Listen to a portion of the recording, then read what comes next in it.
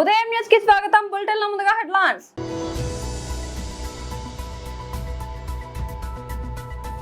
మీడియాతో మాట్లాడుతున్న MLA doctor Palvai Harish బాబు. తెలంగాణ భవన్ లో మీడియాతో మాట్లాడుతున్న బీఆర్ఎస్ వర్కింగ్ ప్రెసిడెంట్ కేటీఆర్.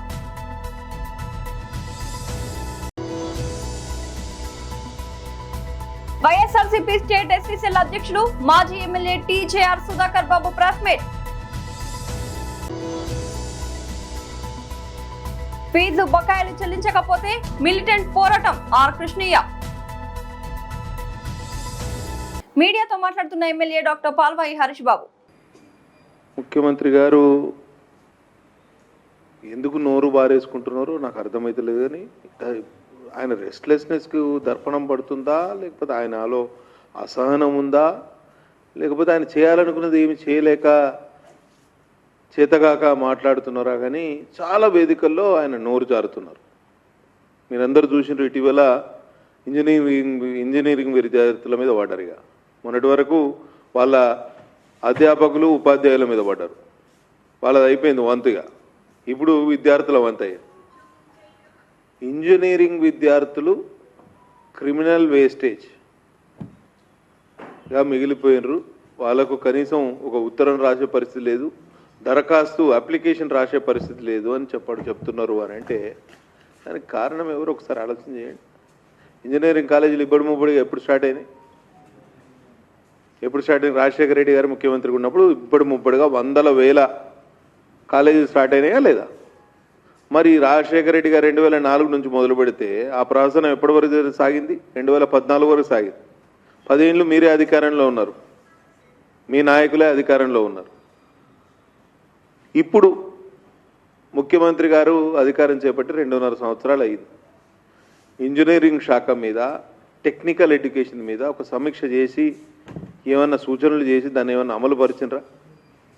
ఎన్నో నిపుణుల కమిటీలు, ఎక్స్పర్ట్ కమిటీలు ఇవాళ ఇంజనీరింగ్ విద్య మీద రిపోర్ట్స్ ఇచ్చినాయి. ఇటీవల నాకు ఒక ఫంక్షన్లో బివి మోహన్ రెడ్డి గారు వారు కలిసి చెప్పడం జరిగింది. ఇంజనీరింగ్ విద్యను ఎట్లా ఇంప్రూవ్ చేయాలి, స్కిల్ డెవలప్మెంట్ ఎట్లా చేయాలి, ఉపాధి కల్పించడం ఎలా అనే దాని మీద వాళ్ళ ఎక్స్పర్ట్ కమిటీ చాలా సూచనలు చేసింది. కానీ ఎక్కడ దాన్ని పాటించిన దాఖలాలు లేవు. అసలు నాకు ముఖ్యమంత్రి గారి వ్యవహారం సమర్థవంతంగా తన శాఖను నిర్వహించలేక క్రిమినల్స్తో పోల్చిన ఈ ముఖ్యమంత్రి గారి వ్యవహారం తీసిగట్టుగా తయారైంది. ఒకసారి ఆలోచన చేద్దాం. ఫీజు రీయింబర్స్మెంట్ అడుగుతానని కోపం అనుకుంటా, నాకైతే ఒకటే అనిపిస్తుంది. మెయిన్గా బకాయిలు ఉన్న 10,000 కోట్లలో 5,000 కోట్లు నువ్వు ఇవ్వాల్సింది ఇంజనీరింగ్ విద్యార్థులకి. కాబట్టి వీళ్ళని తిట్టలేక ఆ రకంగా ఇది చెప్పలేక అది చెప్తున్నాడు అనేది నాకు ఉన్న అనుమానం. తట్టుకోలేక, ఈ విద్యార్థుల డిమాండ్ని తట్టుకోలేక, డబ్బులు సర్దుబాటు చేయలేక, ఆ భూములు అమ్ముదామనంటే అమ్మకంలో మీరు చూసిర్రు. ఒక్క ఎస్బీఐ మాకు గతంలో అలాట్ చేసిన భూమి అని చెప్తే ఎస్బీఐకి దాని ఆ సంస్థ వెంట స్టేట్ బ్యాంక్ ఆఫ్ ఇండియా పడదా మన imperial bank state bank of India అయింది. మన స్వతంత్రం రాకముందే ఆ బ్యాంకు ఉంది. వాళ్ళని ముచ్చెమటలు పట్టించి మాకు బ్యాంకులో ఉన్న డిపాజిట్స్ అన్ని విడ్రా చేసుకుంటాం. ఎందుకు? నీ డబ్బులు పుట్టకపోతే ఈ రకంగా ఫ్రస్ట్రేషన్లో ముఖ్యమంత్రి గారు మాట్లాడుతున్నారు అనేది అందరికీ అర్థమై తీరాలి. తెలంగాణ భవన్ లో మీడియాతో మాట్లాడుతున్న బీఆర్ఎస్ వర్కింగ్ ప్రెసిడెంట్ కేటీఆర్. ఒక రకమైన ఆవేదనలో ఉన్న విషయం, కళ్ళుండి చూడగలిగిన వాళ్ళకి, మనసుండి అర్థం చేసుకోగలిగిన వాళ్ళకి, ఈ దేశంలో జరుగుతున్న రాజకీయ పరిణామాలు విశ్లేషిస్తున్న ప్రతి ఒక్కరికి కూడా స్పష్టంగా అర్థమవుతూ ఉంది. ముఖ్యంగా ప్రభుత్వాలలో ఉన్న వాళ్ళకి ఈ విషయం ఇంకింత బలంగా అర్థం కావాల్సిన అవసరం, అర్థం చేపించాల్సిన అవసరం కూడా మనందరి మీద, ఈ సమాజంలో బాధ్యులుగా మనందరి మీద కూడా ఉంది. ప్రతి సందర్భంలో యువతని ఒక ప్రచార అస్త్రంగా, వారి కష్టాలను ఒక రాజకీయ అంశంగా మలుచుకోవడం, వారిని వాడుకోవడం, ఎన్నికల గండం దాటిన తర్వాత వారిని నట్టేట ముంచడం అనేది ఒక ఆనవాయితీగా ముఖ్యంగా కాంగ్రెస్, భారతీయ జనతా పార్టీలకు మారిపోయింది. వాళ్ళ ఈ రాష్ట్రంలో ఉన్న కాంగ్రెస్ ప్రభుత్వం ఏదైతే ఉన్నదో ఎంత ప్రచారం చేసింది, ఎంత హడావిడి చేసింది, గతంలో బీఆర్ఎస్ ప్రభుత్వం ఉన్నప్పుడు ఎంత ఆవేశపడ్డది యువత విషయంలో మీ అందరికీ తెలుసు. కానీ ఇవాళ విచిత్రమైన పరిస్థితి రాష్ట్రంలో.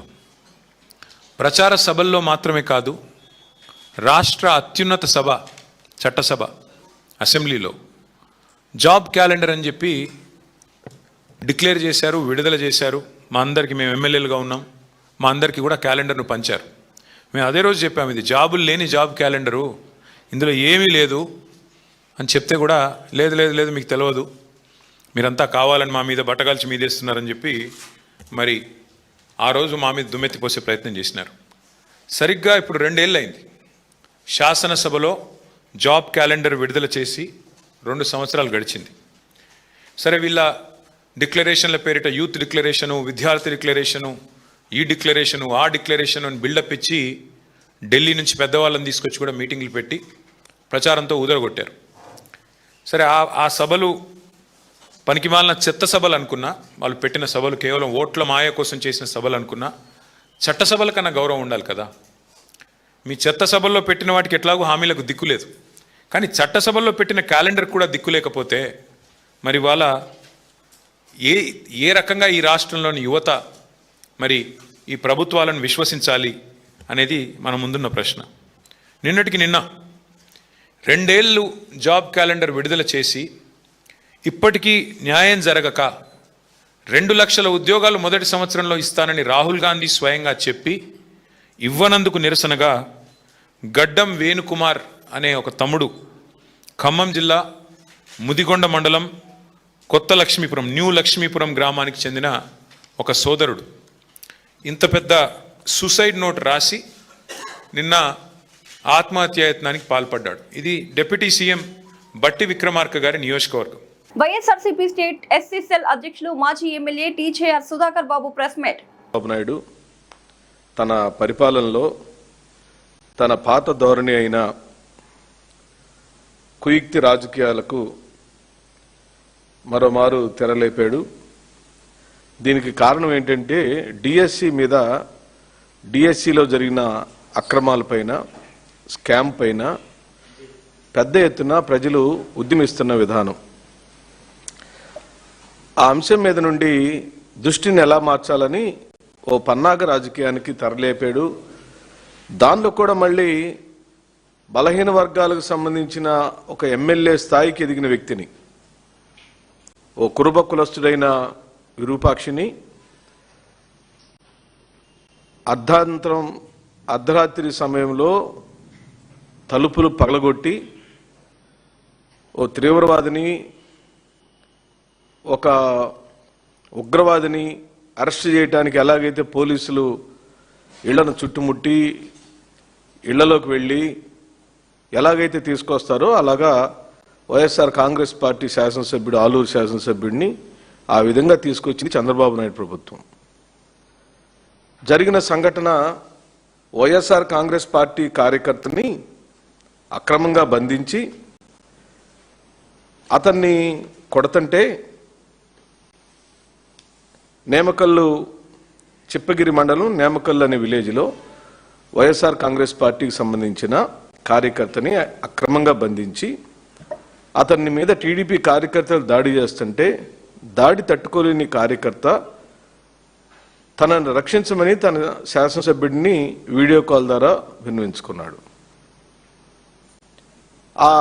ఎవరైనా నాకు వచ్చిన ఆ ఫోన్ కాల్ నేనైనా అర్ధాంతరంగా, అర్ధరాత్రి అపరాత్రి కాదు, మా కార్యకర్తకి ప్రాణం మీదకి వచ్చినప్పుడు నన్ను ఇలా కొడుతున్నారు, నిర్బంధించి అని వీడియో కాల్లో చెప్పినప్పుడు బాధ్యత కలిగిన శాసనసభ్యుడు ఆ గ్రామానికి వెళ్ళాడు. ఎందుకు కొడుతున్నారని ప్రశ్నించాడు.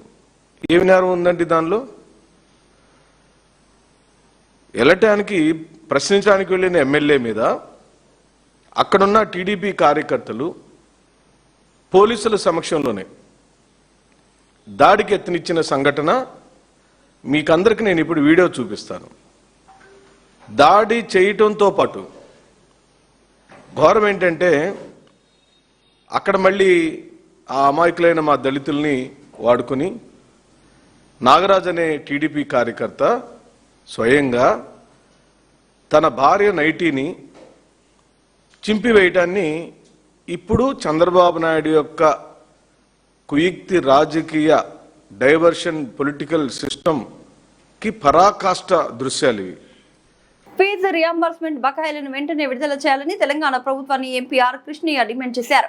బకాయిల చెల్లింపులో జాప్యం కొనసాగితే మిలిటెంట్ పోరాటానికి దిగుతామని హెచ్చరించారు. బీసీ విద్యార్థి సంఘం సోమవారం హయ్యర్ ఎడ్యుకేషన్ కార్యాలయం ముట్టడికి పిలుపునిచ్చిన సందర్భంగా ఆయన మీడియాతో మాట్లాడారు. ఫీజు రియంబర్స్మెంట్ బకాయిల గురించి ప్రశ్నిస్తే తాను ఆంధ్రప్రదేశ్ నుంచి రాజ్యసభకు ప్రాతినిధ్యం వహిస్తున్నానని, కాబట్టి ఏపీలోని పోరాటం చేయాలని ముఖ్యమంత్రి రేవంత్ రెడ్డి వ్యాఖ్యానించడం బాధాకరమని ఆర్ కృష్ణయ్య విమర్శించారు. ఆంధ్రప్రదేశ్ లో కూడా కొంత బకాయి ఉన్నప్పటికీ అక్కడ అమలవుతున్న ఫీజు రియంబర్స్మెంట్ విధానం మెరుగ్గా ఉందని అన్నారు. విద్యార్థులు పూర్తి ఫీజును అక్కడ ప్రభుత్వం భరిస్తోందని తెలిపారు. తెలంగాణలో మాత్రం ఇంజనీరింగ్ విద్యార్థులకు 35,000, డిగ్రీ విద్యార్థులకు 15,000 రూపాయలు మాత్రమే ఇస్తున్నారని విమర్శించారు. ఆంధ్రప్రదేశ్ తరహాలో విద్యార్థుల పూర్తి ఫీజును ప్రభుత్వమే భరించే విధానాన్ని తెలంగాణలో కూడా అమలు చేయాలని ఆర్ కృష్ణయ్య డిమాండ్ చేశారు. బకాయిల విడుదలతో పాటు పూర్తి ఫీజు రియంబర్స్మెంట్ అమలు చేసే వరకు ఉద్యమాన్ని కొనసాగిస్తామని స్పష్టం చేశారు. అమరావతి మంగళగిరి రాష్ట్ర ఫారెస్ట్ కార్యాలయం అరణ్య భవనం వద్ద ఫారెస్ట్ డిపార్ట్మెంట్ ఉద్యోగస్తుల ఆందోళన. తమకు అనేక సంవత్సరాల నుండి సరైన భద్రత లేదంటూ ఆవేదన వ్యక్తం చేశారు. అనేక సార్లు తమ ఇబ్బందులను ఉన్నతాధికారులకు తెలిపినా ఫలితం లేకపోవడంతో నేడు రాష్ట్ర కార్యాలయం వద్ద తమ ఆవేదన తెలియజేస్తున్నారని కార్మిక సంఘం నేతలు ఆగ్రహం. తమ ప్రాణాలను పరంగా పెట్టి అడవుల్లో ఉద్యోగం చేస్తున్నా తమకు రక్షణ కావాలి. తమ న్యాయమైన డిమాండ్స్ ను పరిష్కారం చేయాలని అనేక మార్లు తమ ఇబ్బందులను వినతి పత్రాలు అందజేసినా తమను పట్టించుకున్న నాదుడే లేడని వాపోయారు.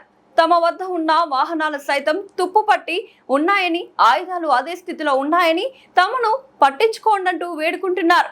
తక్షణమే రాష్ట్ర అటవీ శాఖ మంత్రి, ఉన్నత అధికారులు ప్రభుత్వం స్పందించాలని డిమాండ్ చేశారు.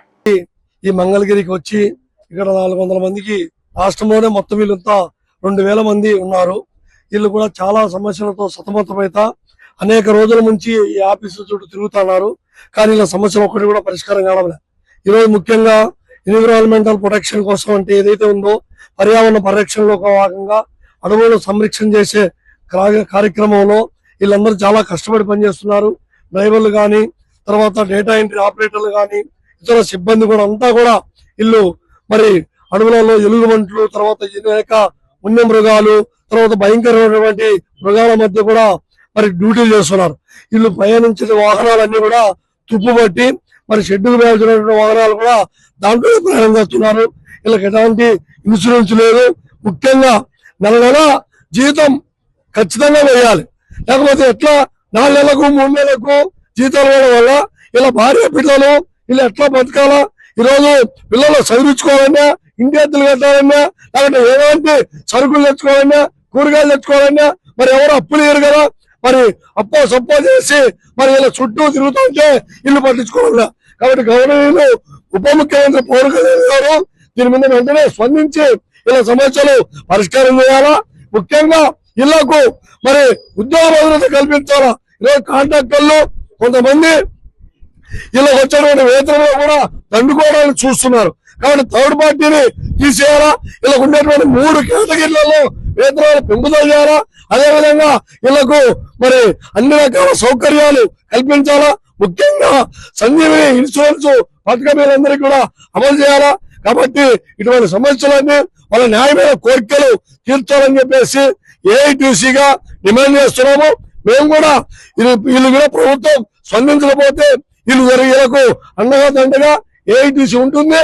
ఎప్పుడు కూడా ఈ ఇళ్ల పక్షాన మేము కూడా పోరాటానికి సిద్ధంగా ఉన్నామని వీళ్ళకు సంపూర్ణంగా మద్దతు ప్రకటిస్తూ సపోర్ట్ చేస్తూ మేము వీళ్ళకు ఉద్యోగ భద్రత కల్పించాలని ప్రభుత్వాన్ని డిమాండ్ చేస్తున్నాం. వెంకట సుబ్బయ్య, ఏఐటీసీ ప్రధాన కార్యదర్శి. ఈ రోజు రావడం జరిగిందండి. అయితే మాకు గత 5 సంవత్సరాలుగా జీతాలు పెంపు లేదండి. అదే విధంగా ప్రతి నెల కూడా మాకు జీతాలు జమ చేయట్లేదండి. ఈ జీతాలు జమ చేయక మేము చాలా కష్టాలు ఎదుర్కొంటున్నామండి. అదే విధంగా ఈ ప్రభుత్వ ఉద్యోగులకు ఇచ్చే సంజీవని ఇన్సూరెన్స్ పథకం కూడా మాకు కూడా వర్తింపు చేయమని కోరుతున్నాం మేము. ఎందుకంటే ఎక్కడ ఏం జరిగినా సరే మా ఉద్యోగులకి సరైన గుర్తు రావట్లేదండి. అదే విధంగా ప్రభుత్వ వాహనాలకి ఎక్కడ కూడా ఇన్సూరెన్స్ లేకుండా రోడ్ల మీద తిప్పుతున్నారండి. దానివల్ల మా డ్రైవర్లు చాలా ఇబ్బందులు పడుతున్నామండి. ఏం జరిగినా సరే డ్రైవర్ ఉద్యోగాలు తీసేస్తున్నారండి. అలా కాకుండా ప్రతి వాహనాలకు కూడా గవర్నమెంట్ వాహనాలు ఇన్సూరెన్స్ చేయాల్సిన కోరుతున్నామండి. అదేవిధంగా కొన్ని వాహనాలకు రికార్డు లేకుండా కూడా తిప్పుతున్నారండి. ఇది మాకు చాలా బాధాకరంగా ఉందండి. ఇటువంటిది లేకుండా రోడ్ల మీద రికార్డులు లేని తిప్పకుండా చర్యలు తీసుకుందాం పవన్ కళ్యాణ్ కోరుతున్నామండి. అదేవిధంగా శ్రీ ఆంధ్రప్రదేశ్ ఉప ముఖ్యమంత్రి పవన్ కళ్యాణ్ కోరుకునేది ఏంటంటే మాకు ప్రతి నెల కూడా జీతాలు 1వ తారీఖు జమ అయ్యే విధంగా తీసుకుంటూ, అదే విధంగా ప్రతి సంవత్సరం కూడా మాకు జీతాలు పెరిగే విధంగా SSR ప్రకారం జీతాలు ఇప్పించే విధంగా చేయాల్సిన కోరిక ప్రకటిస్తున్నామండి. శృంగవరపుకోట నియోజకవర్గంలో అక్రమ మట్టి తవ్వకాలు, తోలకాలు 3-5 6 పువ్వులుగా సాగుతున్నాయి. అనుమతులు ఒక చోట తీసుకుని తవ్వకాలు మరొక చోట జరుపుతూ పరిమితికి మించి వేల ట్రాక్టర్లు, టిప్పర్ల మట్టిని తరలిస్తూ మట్టి మాఫియా కోట్ల రూపాయల అక్రమ సంపాదనకు తెరలేపింది. గనుల శాఖ, రెవెన్యూ, పోలీస్ అధికారుల నిఘా లోపించడంతో అక్రమార్కులు యథేచ్ఛగా తమ దందాను సాగిస్తున్నారు. ప్రకృతి స్వరూపం ధ్వంసం, కొండలు, చెరువులే లక్ష్యం. చెరువులు, గొర్రెల మేత భూములు కనుమరుగు. స్థానిక చెరువుల్లో పూడికతీత పేరుతో మొదలవుతున్న ఈ తవ్వకాలు రాత్రికి రాత్రే మీటర్ల లోతు గుంతలుగా మారుతున్నాయి. గుట్టలు, అసైన్డ్ భూములపై కన్ను. ప్రభుత్వ అసైన్డ్ భూములు, కొండపోరంబోకు ప్రాంతాలలో భారీ JCB యంత్రాలను పెట్టి పగలు రాత్రి తేడా లేకుండా తవ్వేస్తున్నారు.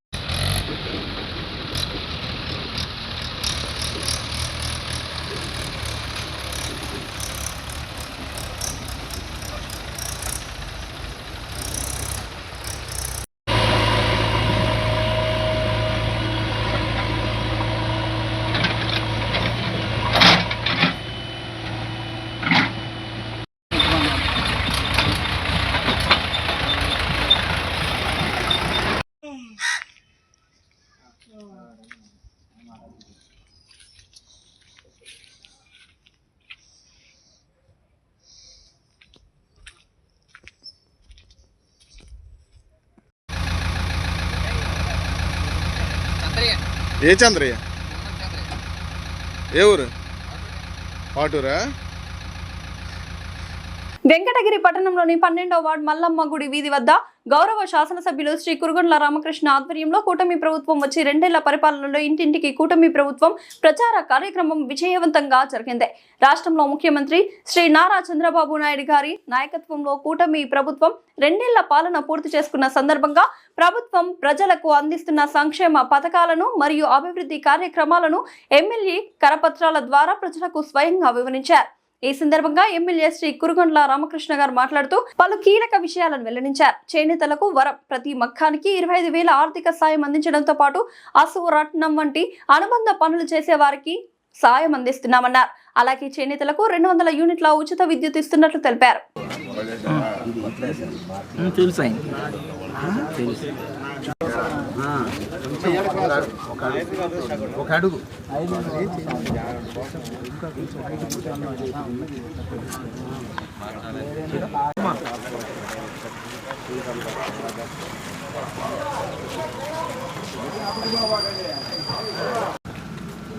ఈరోజు తెలుగుదేశం ప్రభుత్వం ముఖ్యమంత్రి చంద్రబాబు నాయుడు 2 సంవత్సరాలు పూర్తి చేసుకున్నటువంటి సందర్భంగా ఈ కూటమి ప్రభుత్వం ప్రజలకి ఏమేమి ఇస్తున్నాం అనేది కూడా, ఈ సంక్షేమ విజయాల గురించి కూడా ప్రతి ఇంటికి వెళ్ళి ఆ కుటుంబానికి ఏమేమి వస్తున్నాయో అవన్నీ చెప్పాలని కూడా ఈరోజు తెలియజేస్తూ ఉన్నాం. ఎందుకంటే ప్రతి ఇంట్లో కూడా ఇప్పుడు చూస్తూ ఉంటే తల్లికి వందనం కానీ, ఎన్టీఆర్ భరోసా కానీ, దీపం పథకం కానీ, స్త్రీశక్తి కానీ, అదేవిధంగా చేనేతలకి ఇప్పుడు 200 యూనిట్లు ఇస్తూ ఉన్నాం. దాన్ని కూడా మళ్ళీ ఇంకా పెంచుతూ ఉన్నారు 500 దాకా. అదేవిధంగా ఆటో డ్రైవర్కి 15,000. అదేవిధంగా అన్నదాత సుఖీభవ 269 అన్నా క్యాంటీన్లు. గతంలో చంద్రబాబు నాయుడు అన్నా క్యాంటీన్లు పెట్టి 5 రూపాయలకి పేదవాళ్ళకి భోజనం పెడుతుంటే దాన్ని కూడా జగన్మోహన్ రెడ్డి ఓర్చుకోలేక క్లోజ్ చేశాడు. ఈరోజు ఈ ప్రభుత్వం వచ్చిన తర్వాత 269 అన్నా క్యాంటీన్లు ఓపెన్ చేయడం కూడా జరిగింది. అదేవిధంగా పేదలకు 5 లక్షల ఇళ్ళు ఇవ్వబోతూ ఉన్నాం. అదేవిధంగా గీత కార్మికులకి, అదేవిధంగా వడ్డెలు వాళ్ళకి కానీ, మైనింగ్ లీజ్ కేటాయింపులు కానీ వడ్డీలకే ఇచ్చే విధంగా వాళ్ళు చేసుకునే విధంగా ఈరోజు ఈ ప్రభుత్వం చేస్తూ ఉంది. అదేవిధంగా మత్స్యకారులకి ఎప్పుడైతే వేటకి వెళ్ళలేకుంటారో వాళ్ళకు కూడా సంవత్సరానికి 20,000 రూపాయలు ఈ ప్రభుత్వం ఇస్తుందని చెప్పని కూడా తెలియజేస్తూ ఉన్నాం. ఇక్కడ కూడా అభివృద్ధి అనేదే లేదు, అంత గుంటల మయం, కట్టడం మట్టేసినట్టు దాఖలాలు లేవు. ఈరోజు సంక్షేమం అభివృద్ధి రెండు కళ్ళుగా ఈరోజు ముఖ్యమంత్రి పనిచేస్తూ ఉన్నాడు. ఆర్థిక ఇబ్బందులు ఉన్నా కానీ వాటిని అధిగమించి గుంటలు లేనటువంటి రోడ్లు వేయాలనే కాన్సెప్ట్తో ఈరోజు పనిచేస్తామని చెప్పని కూడా తెలియజేస్తాం. చేనేత కార్మికులకు కూడా ప్రతి ఒక్కరికి ప్రతి ఒక్క మగ్గానికి 25,000 రూపాయలు చేనేతలో ఎవరైతే ఉన్నారో వాళ్ళందరూ కూడా పడబోతూ ఉన్నాయి. దానిలో పనిచేసేటువంటి వాళ్ళకు కూడా మరి ఆ రాటలు చుట్టే వాళ్ళకి కానీ ఆసుకు కానీ వాళ్ళకు కూడా డబ్బులు పడతాయని చెప్పని కూడా తెలియజేస్తాం. బులెటిన్ ముగించే ముందు హెడ్లైన్స్ మరోసారి.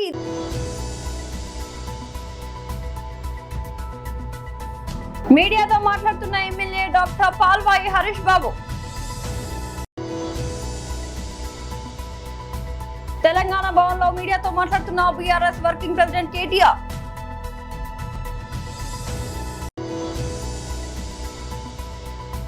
వైఎస్ఆర్సీపీ స్టేట్ ఎస్సీ సెల్ అధ్యక్షుడు మాజీ ఎమ్మెల్యే టీజేఆర్ సుధాకర్ బాబు ప్రెస్ మీట్. ఫీజు బకాయిలు చెల్లించకపోతే మిలిటెంట్ పోరాటం ఆర్ కృష్ణయ్య. ఇది వాళ్ళ బులెటిన్ అప్డేట్. మరొక బులెటిన్లో మళ్ళీ కలుద్దాం. అంతవరకు సెలవు.